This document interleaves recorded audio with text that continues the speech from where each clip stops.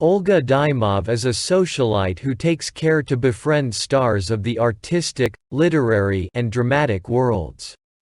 She is praised for the variety of her talents, sketching, singing, playing musical instruments, and acting, but has never become expert at any one skill.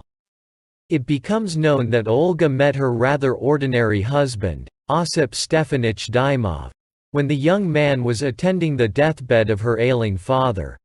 The protagonist fell in love with the doctor's unselfishness and now admires him for his simplicity, common sense, and good nature.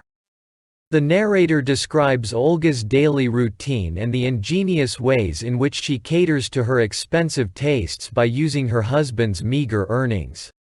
She throws parties every Wednesday night at which her guests amused themselves with all sorts of artistic pastimes.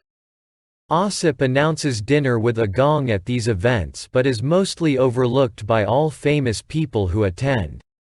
Having called attention to her husband's wonderful profile and his strengths of character, Olga believes that his only fault lies in the fact that he isn't interested in art at all. However, the protagonist finds plenty of artistic companionship with her handsome painter friend Ryabovsky. She thus decides to spend the summer in the country painting and to join her artist friends on a group expedition to the Volga in the fall. The narrator shows Osip's devotion to his wife by recounting an incident on the day of White Monday when the doctor decided to bring Olga a picnic in the country. Upon arriving at their country cottage, his wife asked him to immediately return to their town home to pick up a dress that she needed for the next day. The narrative switches to the artist's trip to the Volga, where Olga and Ryabovsky begin their affair on board a steamer. Although Olga entreats the artist to think about Osip, she begins to think of her husband as being dull, unnecessary, and far, far away. Olga and Ryabovsky's tryst continues all through the summer months until September, by which time they have become thoroughly alienated from one another.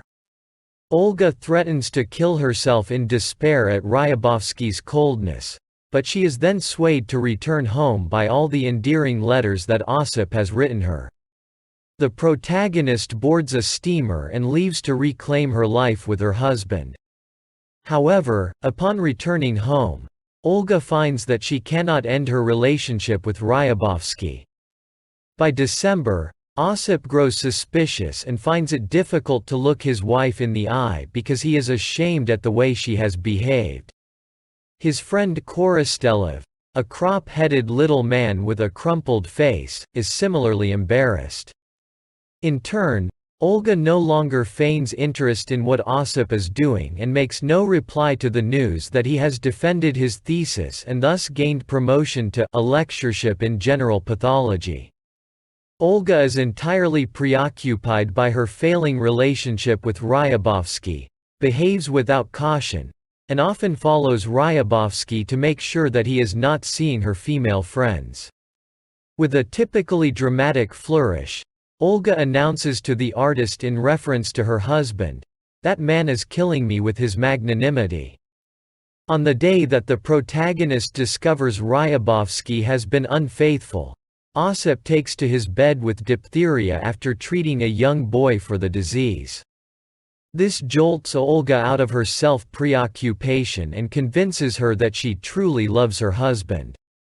Unfortunately, Korostelov tells Olga that the doctor's prognosis is not good.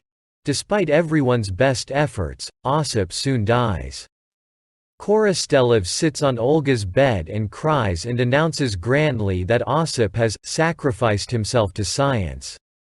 Olga realizes, too late, what a brilliant man her husband was and how her indifference helped to hasten his death.